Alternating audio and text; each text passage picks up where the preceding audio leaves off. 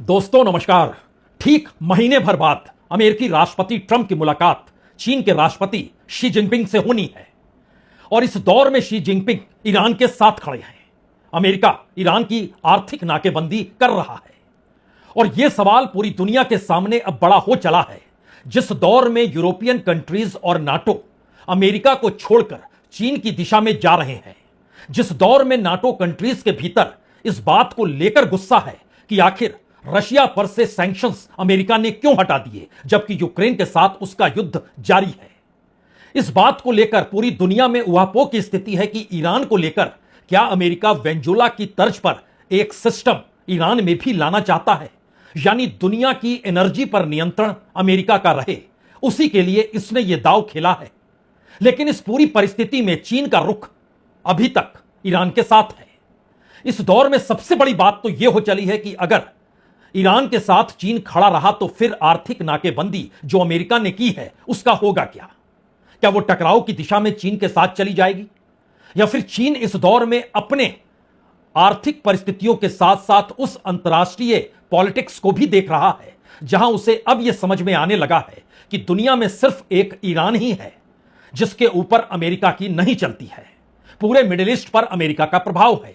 दुनिया का कोई ऐसा देश बचा नहीं जहां पर टैरिफ वार या फिर ट्रेड वार के जरिए अमेरिका ने उसको अपने अनुकूल करने की कोशिश नहीं की।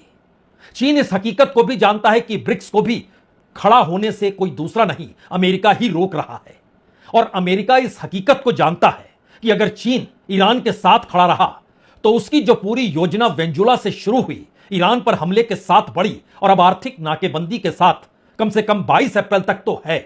इस परिस्थिति में अगर वह चीन को अलग थलग नहीं कर पाया तो फिर उस शिखर बैठक का भी कोई मतलब बचेगा नहीं, या फिर शिखर बैठक भी एक ऐसे टकराव की दिशा में चली जाएगी जहां सिर्फ टैरिफ वार नहीं है, जहां सेमीकंडक्टर का मसला नहीं है, जहां रेयर अर्थ का मसला नहीं है, वहां मसला वर्ल्ड इकोनॉमी, ग्लोबल एनर्जी और दुनिया के भीतर उस ताकत का है जिसको ट्रंप अभी तक यह मानकर चल रहे हैं कि सब कुछ उनके अनुकूल हो जाएगा। शायद इसीलिए इस युद्ध के केंद्र में अब चीन खड़ा हो चुका है, क्योंकि ध्यान दीजिए बीते 48 घंटों के भीतर जिन जिन बातों का जिक्र अमेरिका कर रहा था चीन ने उसका जवाब दिया है।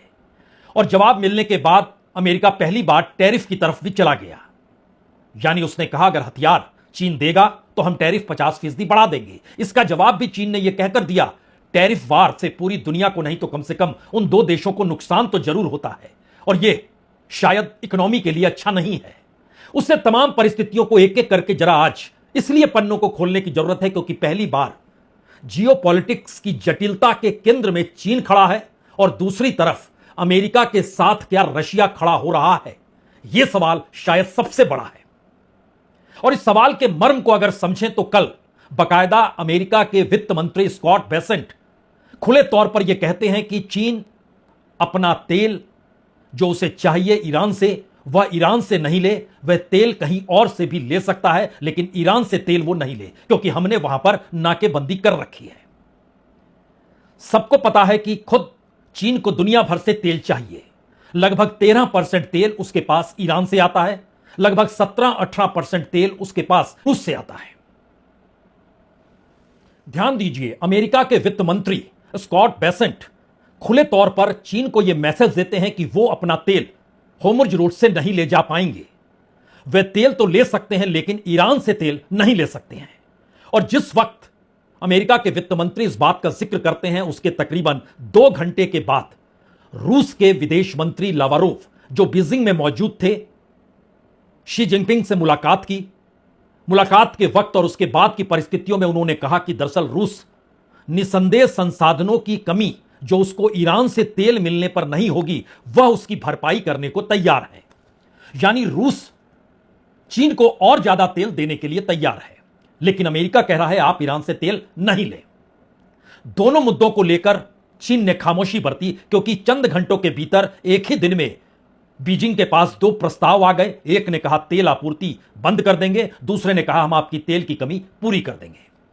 चीन इस बात को बाखूबी जानता है कि दरअसल उसका अपना प्रोजेक्ट जो बेल्ट एंड रोड का प्रोजेक्ट है उसके दायरे में पूरा मिडिल ईस्ट भी आता है।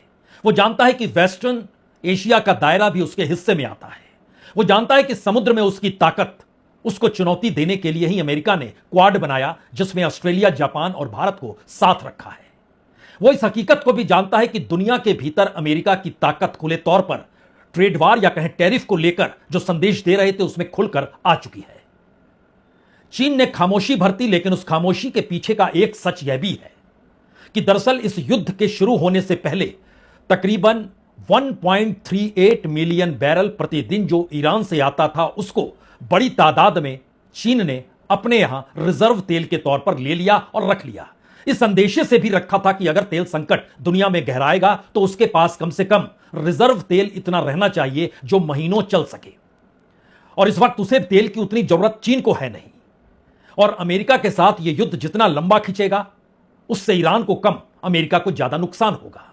लेकिन यहां पर पहली बार यह महत्वपूर्ण चीज है कि अमेरिका धमकी दे रहा है, रूस उसकी भरपाई करने का जिक्र कर रहा है, और वह भी चंद घंटों के भीतर में। यहां पर दो बातें बिल्कुल नए तरीके से अब सोचने की जरूरत है।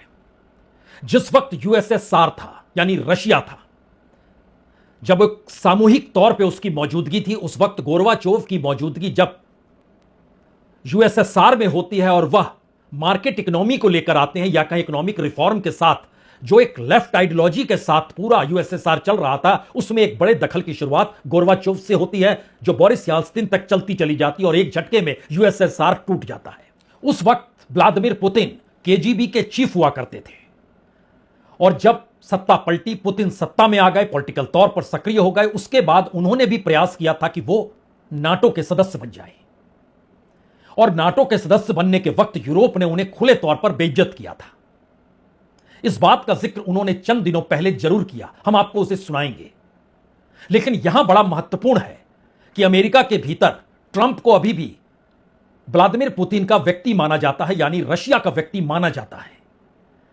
और इस दौर में चीन जब जियोपॉलिटिकल के केंद्र में खड़ा है, ग्लोबल इकोनॉमी और ग्लोबल एनर्जी के केंद्र में आकर अमेरिका को चुनौती देने के लिए खड़ा है, तो रशिया को भी इस बात का एहसास हो चला है कि अमेरिका की जो पूरी थ्योरी या ट्रंप की जो पूरी थ्योरी है वो कहीं खारिज ना हो जाए, क्योंकि इस दौर में नाटो को पूरे तरीके से ट्रंप ने खारिज कर दिया है।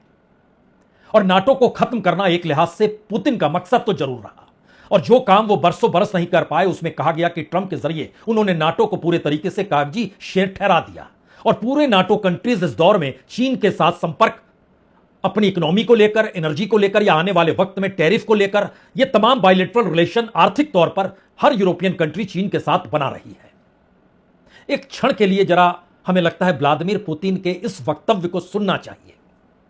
Сразу же после развала Советского Союза, а тогда нам казалось, что мы очень быстро станем членами так называемой цивилизованной семьи европейских народов, вообще цивилизованной западной семьи.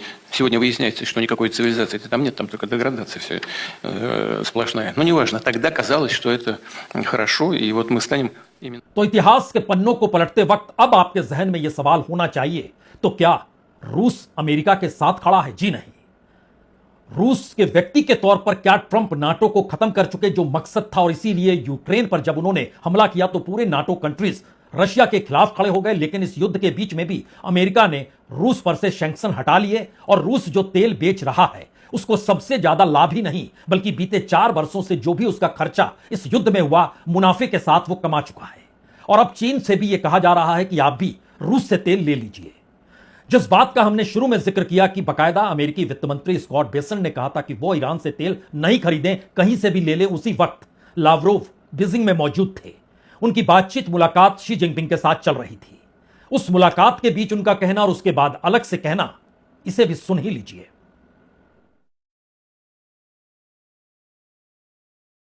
Россия может, безусловно, восполнить недостаток ресурсов, который возник и у Китайской Народной Республики, и у других стран, которые заинтересованы с нами работать на равноправной и взаимовыгодной основе. ऐसा नहीं है कि रूस नहीं जानता है कि चीन के पास बड़ा तेल रिजर्व है, और बाकायदा उसने ईरान से खरीदा है, और इस वक्त उसके पास तकरीबन 1.3 बिलियन बैरल कच्चा तेल रिजर्व या कहें भंडार के तौर पर मौजूद है। लेकिन अगला सवाल यह है, क्या वाकई अमेरिका के सामने मुश्किल यह है कि अगर चीन ईरान के साथ खड़ा हो गया तो उसकी पूरी कूटनीति और अंतर्राष्ट्रीय तौर पर उसकी पूरी ताकत ढहढहाकर इसलिए गिर जाएगी क्योंकि इस वक्त चीन अकेले नहीं होगा।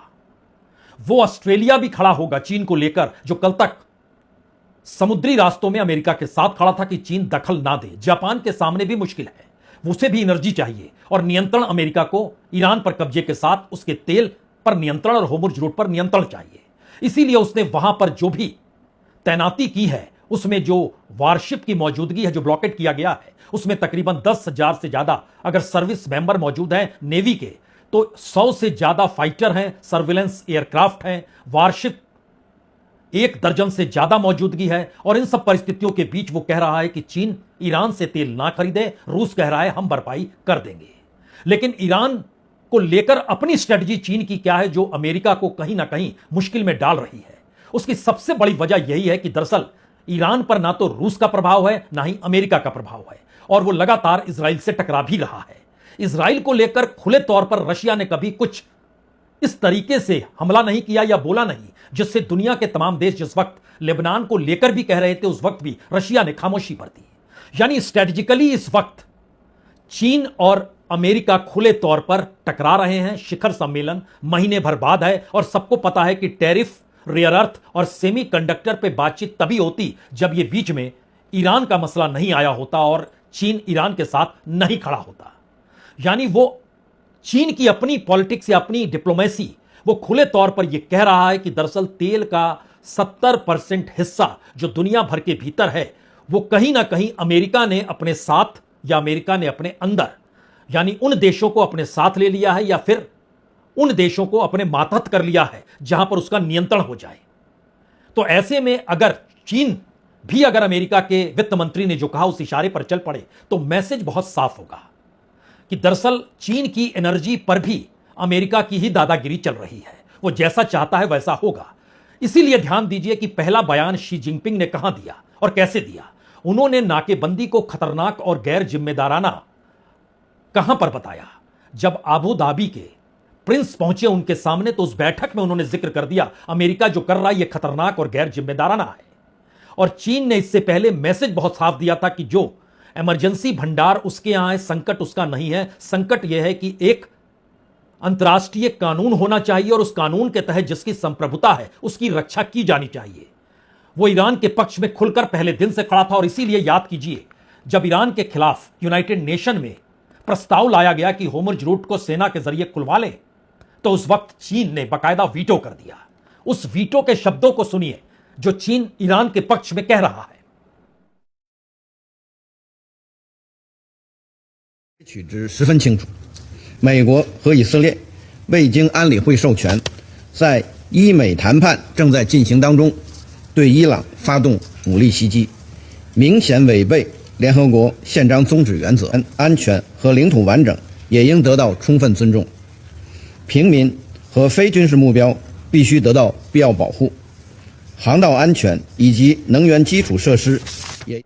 चीन ने यूं ही ईरान का साथ नहीं दिया। वो जानता है कि अंतर्राष्ट्रीय तौर पर नए समीकरणों में अमेरिका या अमेरिकी राष्ट्रपति ट्रंप ट्रेड के वार जिस तरीके से एनर्जी पर नियंत्रण चाहते हैं, उसमें अगर ईरान सामने खड़ा है और ना सिर्फ चुनौती दे रहा है, बल्कि ट्रंप की पूरी राजनीति जो अमेरिका के भीतर है, जो अंतर्राष्ट्रीय साख यूरोप और नाटो कंट्रीज के बीच चलती थी, सब कुछ डामाडोल हो चुकी है। इसीलिए वीटो लाकर उन्होंने ईरान के साथ खड़े होने का ऐलान कर दिया।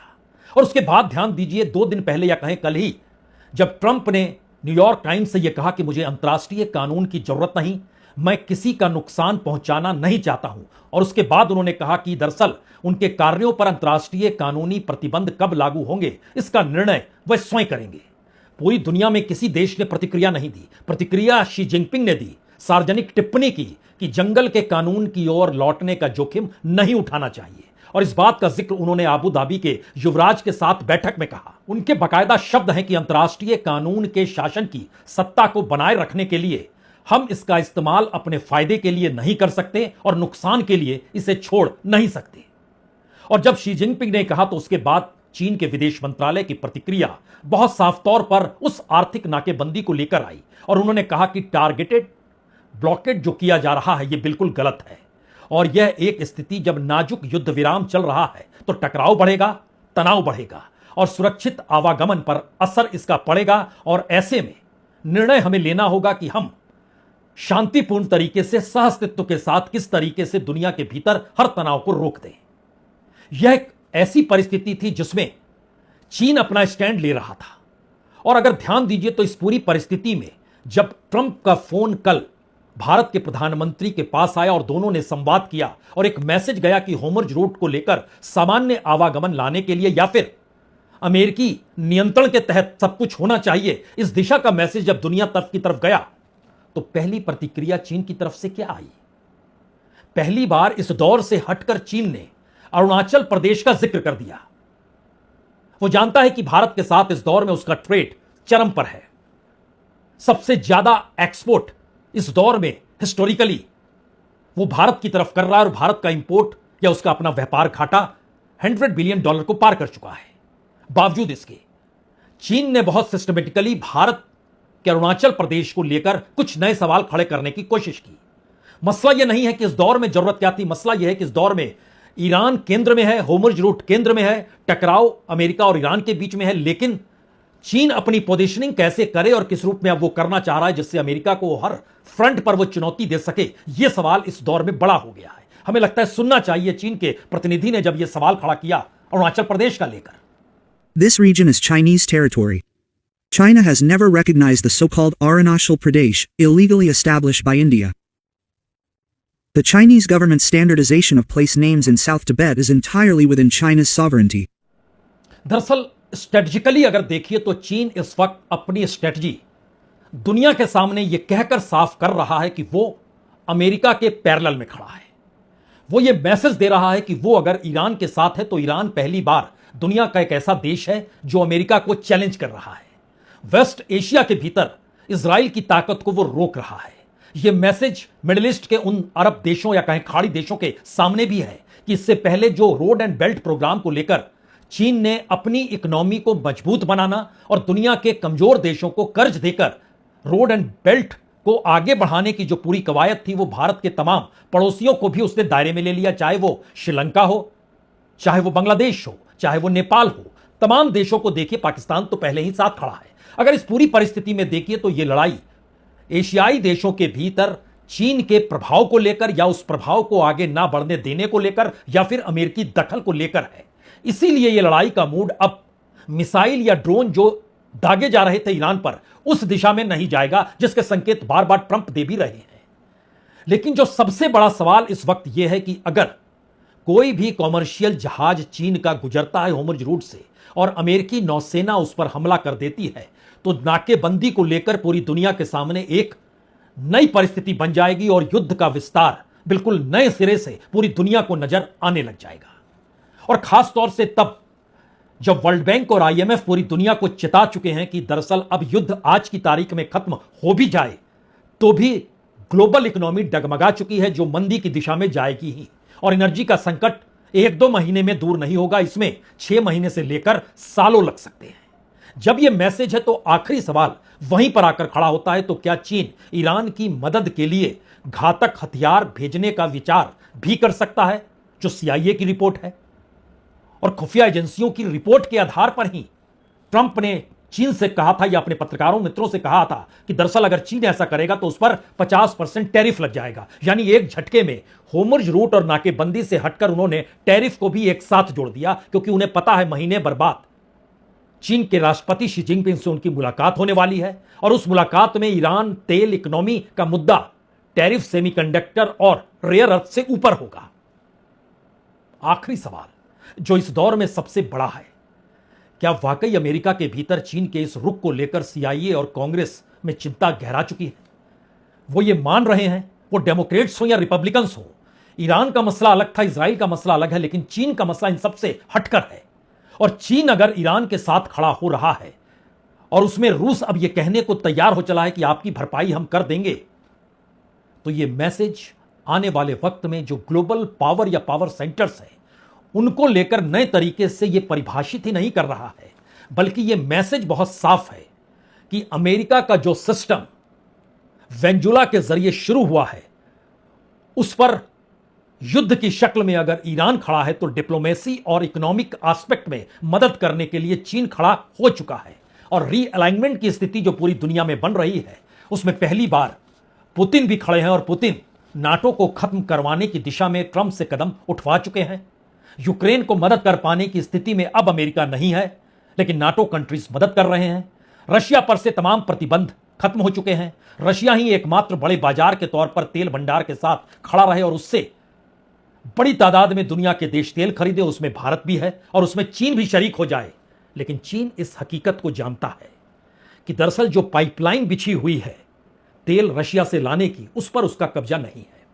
वो जानता है कि ईरान से तेल लाने का रास्ता समुद्र का है और अगर उस पर अमेरिकी नियंत्रण हो गया तो उसके बाद उसकी अपनी इकोनॉमी, उसके अपने प्रोग्राम, उसकी अपनी भविष्य की रोड एंड बेल्ट की पॉलिसी सब कुछ धराशायी एक झटके में हो जाएगी। शायद इसीलिए यह शिखर वार्ता और उससे पहले की परिस्थिति में युद्ध अमेरिका अपनी दिशा में जो मोड़ना चाहता है, समूचा प्रयास उसी को लेकर है। और जो आखिरी सवाल शिखर वार्ता को लेकर इसलिए महत्वपूर्ण है क्योंकि अमेरिका बाखूबी जानता है अगर ईरान के साथ चीन खड़ा है तो फिर चीन के साथ शिखर वार्ता में ताइवान के भविष्य पर बात करनी होगी। चीन के बढ़ते हुए परमाणु शस्त्रागार जो हैं उसे समझना होगा।